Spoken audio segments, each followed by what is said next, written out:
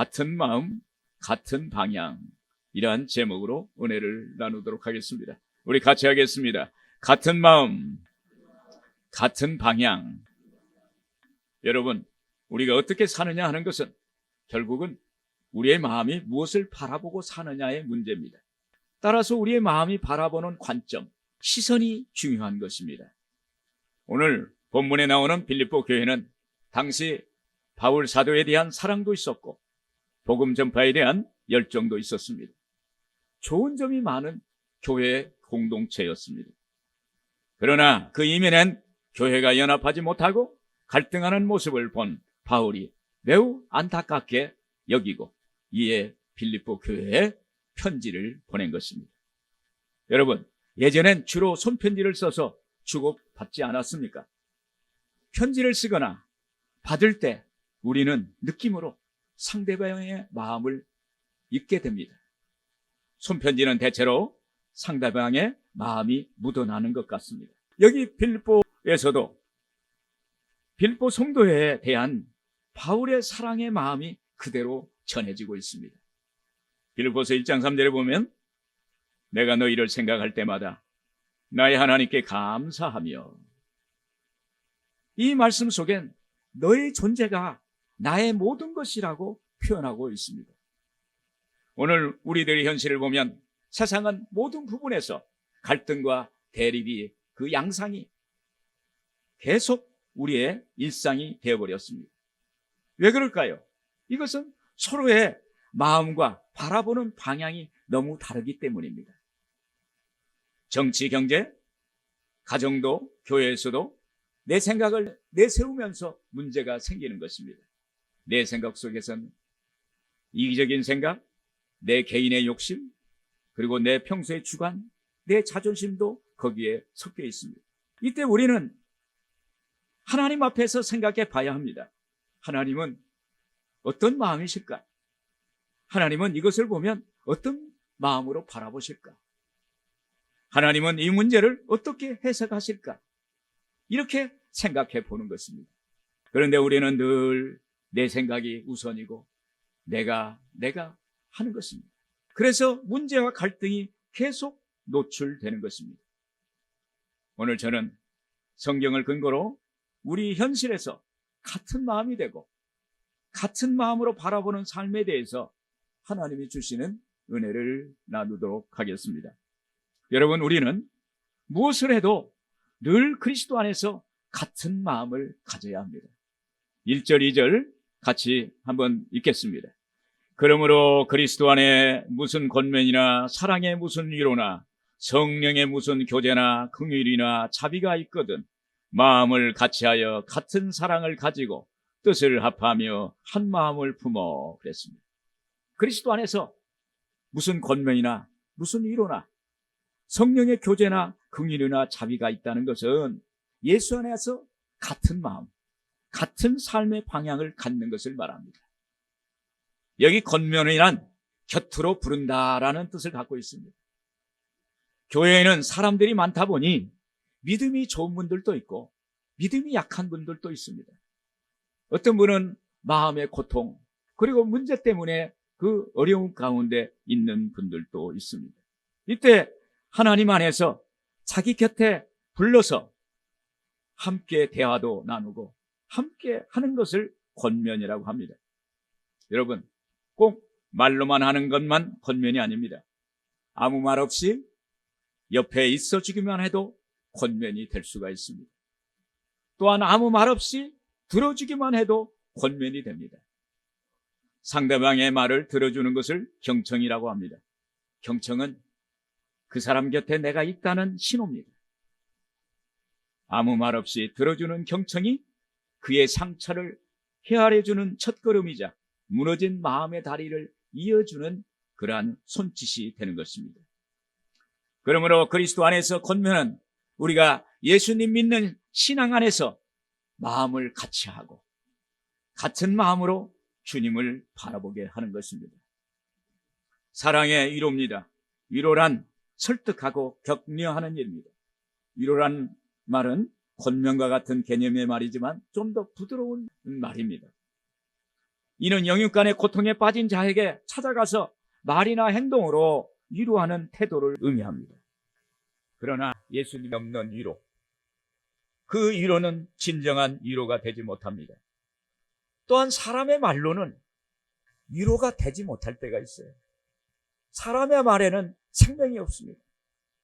우리가 장례식에 가보면 유가족에게 전할 수 있는 것은 사람의 말보다는 하나님의 위로를 드리는 것이 큰 감동이 될 때가 있어요.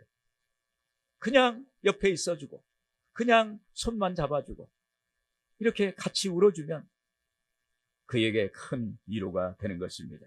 바울은 빌립보 성도들에게 바울 자신이 그들을 얼마나 사랑하는지 표현하고 위로의 말을 전하고 있습니다.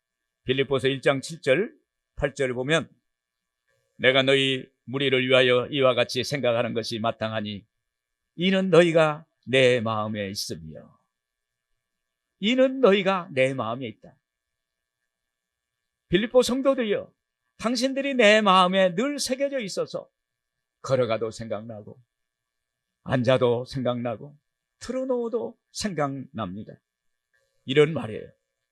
그리고 8절에 보면 내가 예수 그리스도의 심장으로 너희 무리를 얼마나 사모하는지 하나님이 내 증인이십니다.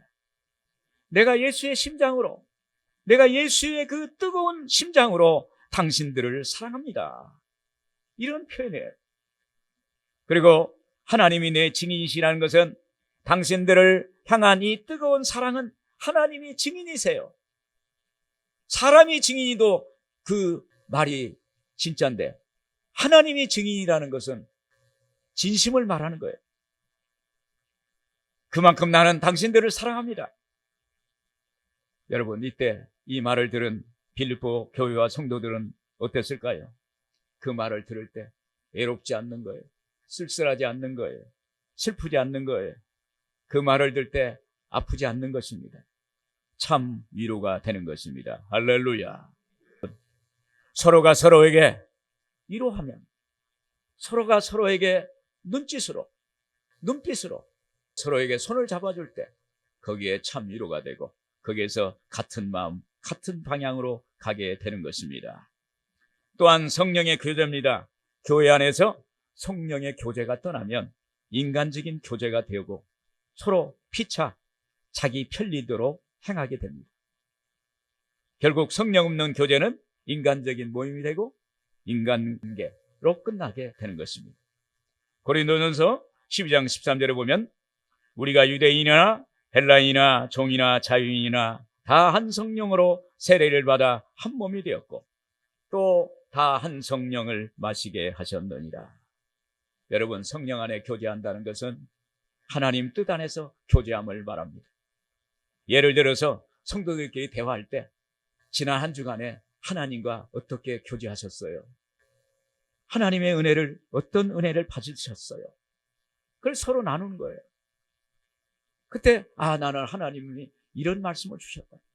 그래서 나는 위로를 받았다. 나는 새 힘이 되었다. 그런 얘기도 있습니다.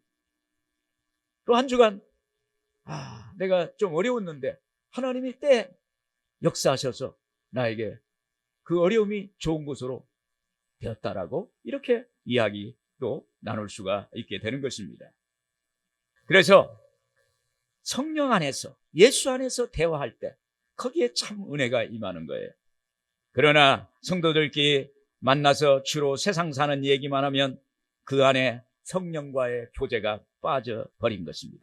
그러면 우리가 메마른 광야를 걷는 것 같고 물 없는 사막을 걷는 것 같은 그러한 영적인 마음의 메마름이 다가오게 되는 것입니다. 그러면 어때요? 다음에는 교제가 없어지는 거예요. 다음에는 만나기 싫어요. 왜 그러냐면 세상적인 얘기는 너무 머리가 아파요. 텔레비를 봐도 다 알 수 있어요.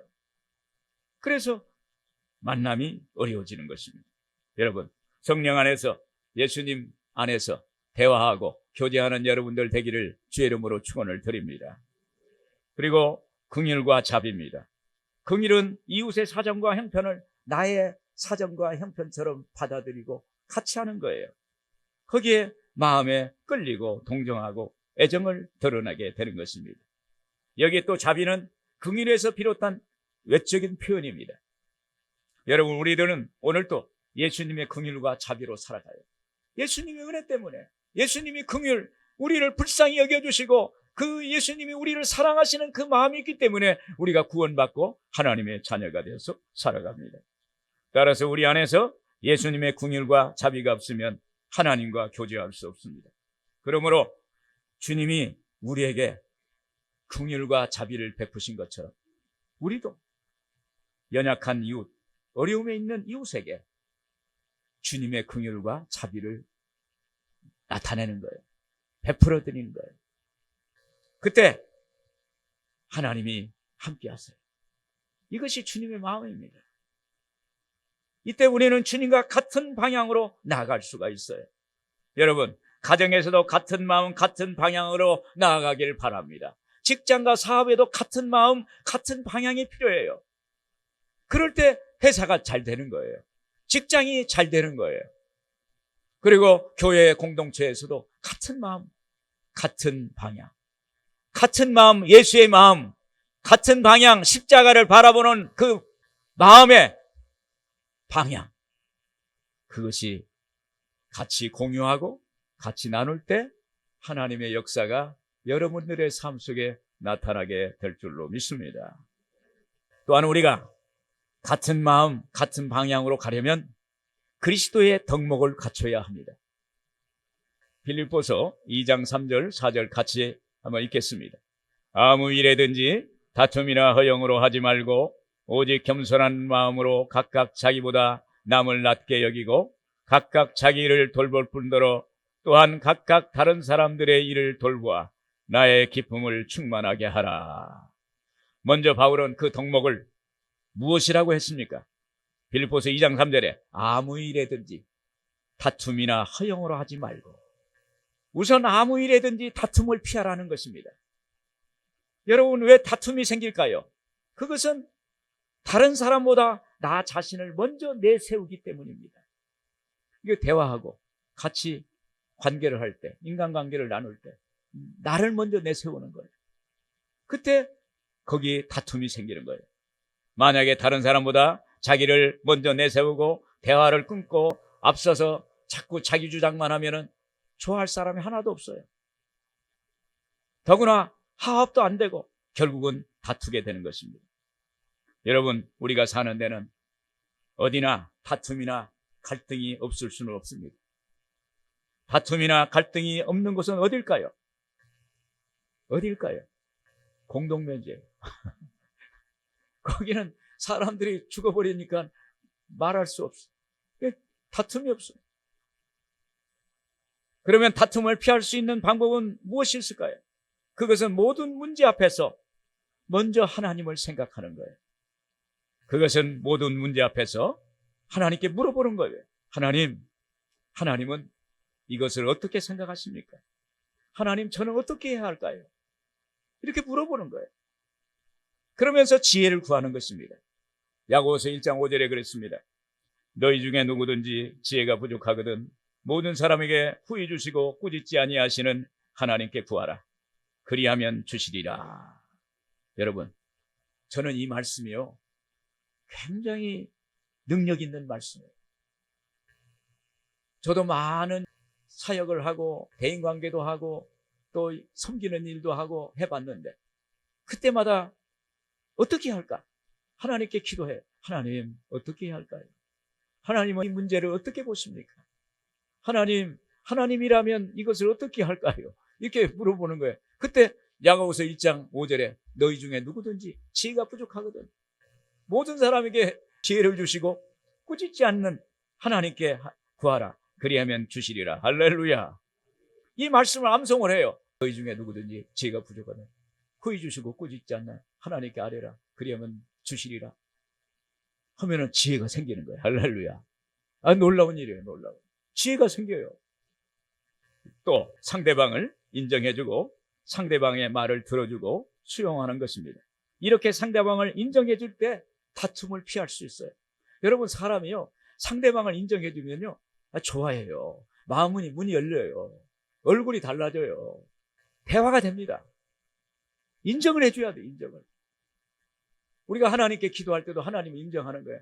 아버지 하나님 인정합니다. 환영합니다. 모십니다. 의지합니다. 하나님은 천지와 만물을 지으시고 하나님은 오늘도 우리를 통해서 영광 받으시고 존귀와 영광 우리의 하나님의 이름을 송축받기를 원하시는 하나님. 그러면서 하나님을 자꾸 높이면요 하나님이 기분이 좋아가지고 이렇게 마음의 문이 열려서 야 내가 너에게 무엇을 줄꼬 그런 거야. 할렐루야.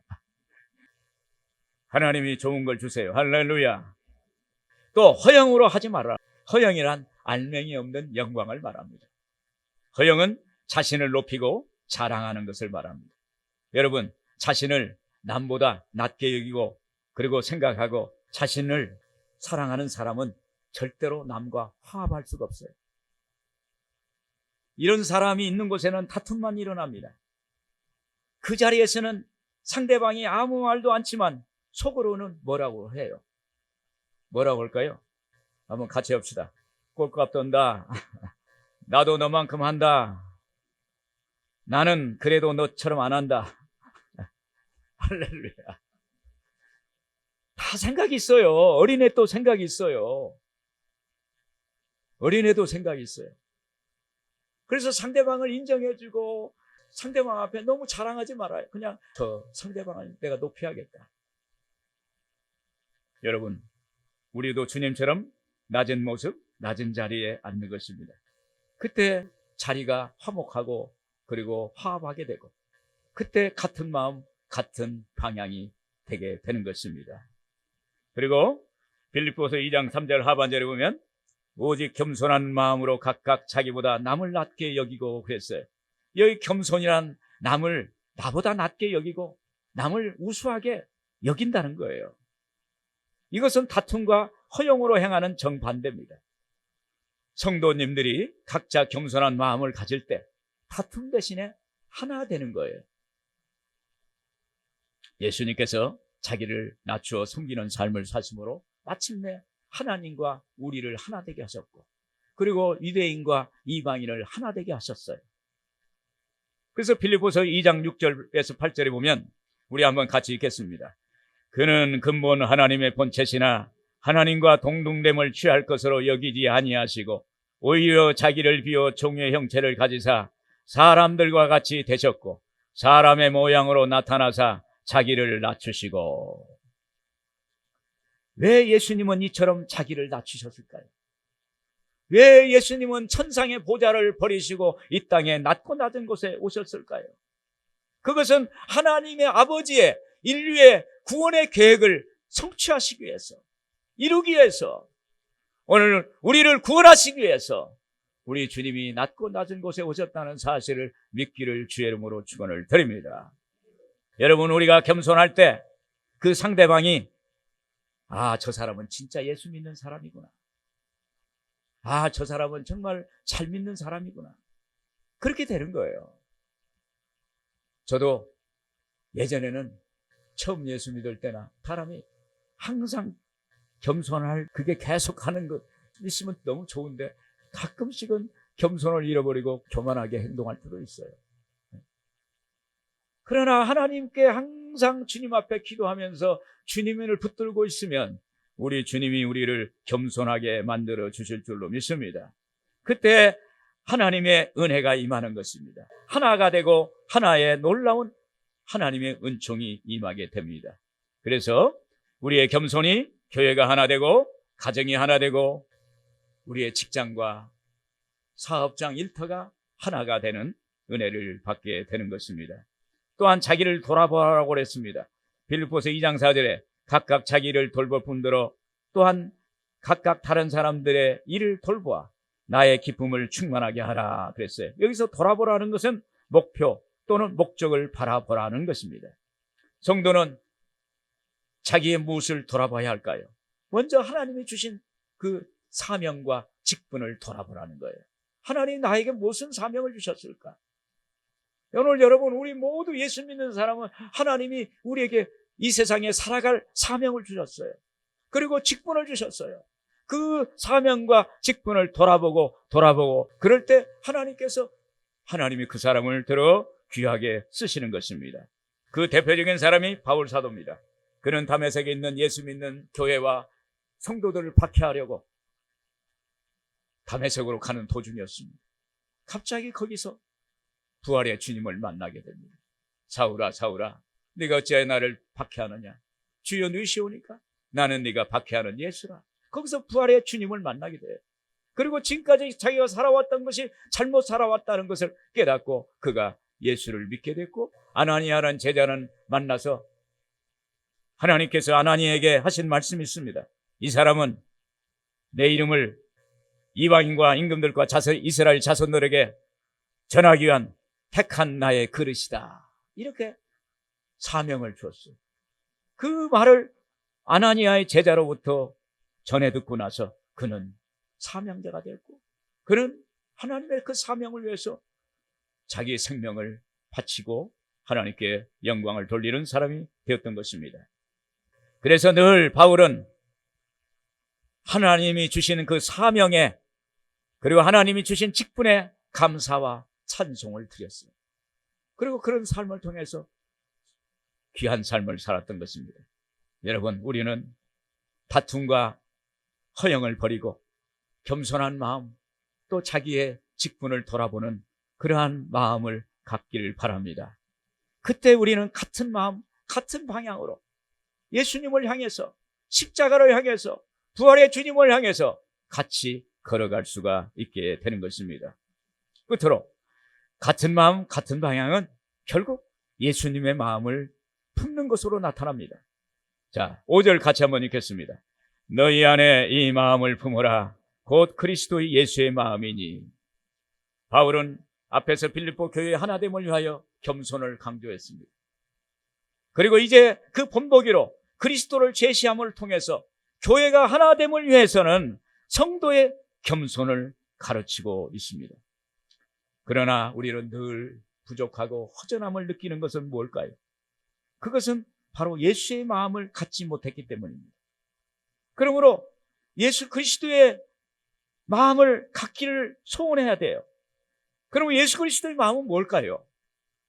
마태복음 11장 29절에 이렇게 말합니다. 나는 마음이 온유하고 겸손하니 나의 멍에를 메고 내게 배우라. 그리하면 너의 마음이 쉼을 얻으리니. 우리 예수님의 마음은 온유와 겸손이라는 거예요. 이 마음을 얻으라는 거예요. 이 마음을 가지라는 거예요.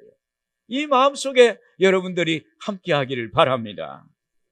예수님의 마음은 십자가에 못 박혀 죽으시기까지도 자기 육신의 어머니 마리아를 사랑하는 제자 요한에게 맡기시는 마음입니다.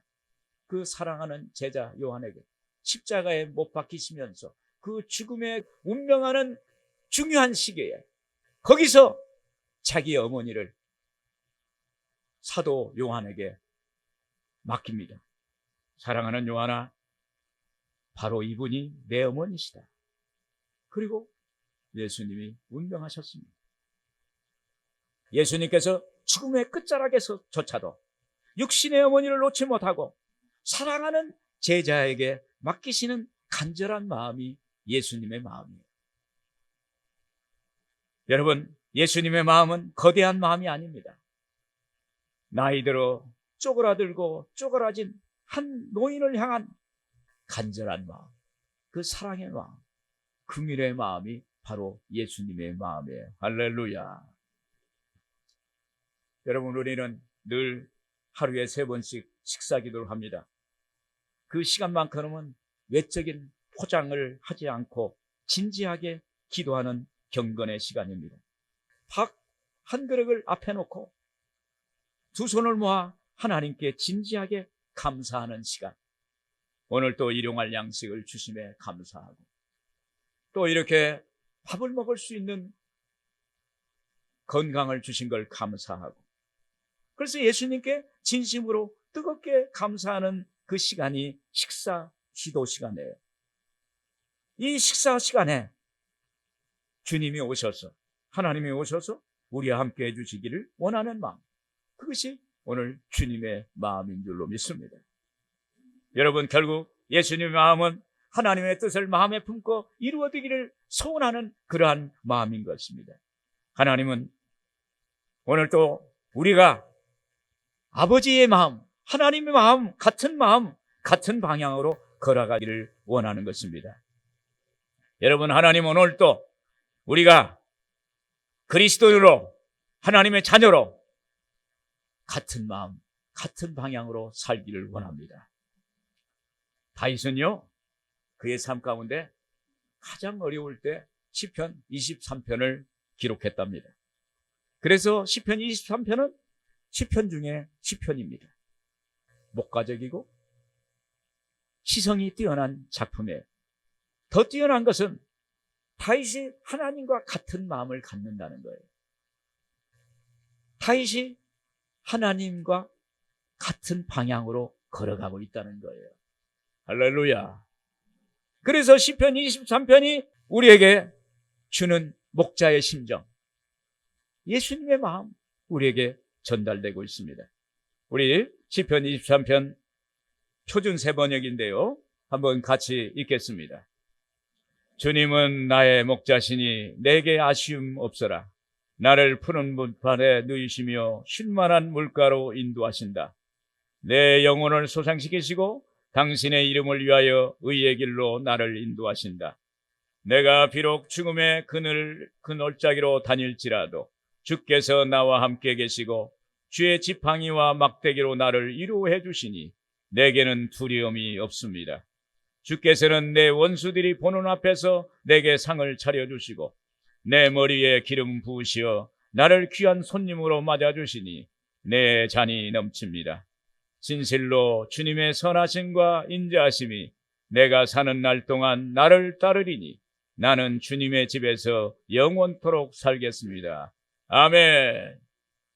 여기서 다윗은 하나님의 마음으로 하나님과 같은 방향으로 바라보면서 그에게 닥친 어려움을, 그에게 닥친 여러 가지 문제를 뚫고 나아가는 모습을 보게 돼요. 그리고 결국은 그는 이스라엘의 왕이 되었던 것입니다. 오늘 여러분들에게 이러한 은혜가 있기를 주의 이름으로 축원을 드립니다. 끝으로 제가 겪었던 간증을 하나 하고 끝내겠습니다. 예전에 제가 처음 교구를 담당하면서 참 어려움을 겪었어요. 목회라는 게 참 쉽지 않아요. 그런데 어느 날 비가 주룩주룩 내렸어요. 비가 오니까 신방도 안 되어서, 근데 시간이 많이 남았어요. 그래서 하나님 어떻게 할까요? 그러다가 전도해야겠다는 생각. 비가 오는데 전도해야겠다. 그래서 제가 권사님이, 아들집이 옆에 있는데 권사님이 혼자 따로 나와서 자기가 편하게 살겠다고, 이제 권사님이 아주 독립적인 분이에요. 따로 나와서 사시는 분이에요. 그분 집이 창문이 있어요. 제가 창을 노크로 똑똑, 권사님 계세요? 그러니까 예, 목사님 있습니다. 그래요. 권사님 전도라 갑시다. 그러니까 아멘. 그분이 나이가 80이 넘었어요. 최 권사님이라는 분인데, 그렇게 비가 오는데도 제가 그때 나이가 40을 바라보는 39살 정도 됐었을 것 같아요. 80 먹은 이 할머니 권사님이 30대 후반에 이 청년 목사가 뭐라고 전도 갑시다. 그러니까 목사님 비가 오는데 어떻게 가요? 그런데도 알았습니다 하고 그냥 조금만 기다리시라고 그냥 가방 들고 나오더니 같이 둘이 전도했어요. 제가 그 교구에서는 제가 150세대를 받았는데 제가 끝날 때 나올 때는 500세대를 넓혔어요. 다 한 사람 한 사람 도장을 다 찍었는데 500세대. 그러니까 1000명 정도. 전도도 그렇고 교회 부흥도 그렇고 성령이 바람이 부니까 막 그냥 엄청나게 역사하는 거예요. 그런데 중요한 건요, 교회가 부흥이 되면 성도님 가정이 좋은 일들이 넘쳐가 난다는 거예요. 이게 성령의 역사입니다. 하나님의 성령의 역사는 놀라운 역사가 나타나요. 막힌 것이 묶인 것들이 풀어져 나가고 저주가 물러가고 병이 고침받고 기적이 일어나게 되는 것입니다. 제가 그때 그 마음, 같은 마음, 그 권사님이 저를 같이 같은 마음으로 또 같은 방향을 향해서 같이 했던 기억이 지금도 저에게는 기억되고 있어요. 우리 주님도 기억할 거예요. 할렐루야. 여러분, 이런 마음이 영혼을 사랑하는 마음, 예수님의 마음입니다. 주님께 주파수를 맞춘 마음입니다. 이것이 바로 같은 마음, 같은 방향입니다. 사랑하는 여러분, 예수님과 같이 가는 사람 많지 않습니다. 그러나 몇 사람이라도 주님의 마음, 예수님 마음 품고 같은 마음으로, 같은 방향으로 저 십자가를 향해 나간다면 하나님이 놀랍게 역사해 주실 것입니다. 하나님이 함께 하세요. 하나님이 능력 주세요. 하나님의 기적을 주세요. 문제를 해결해 주세요. 치료해 주세요.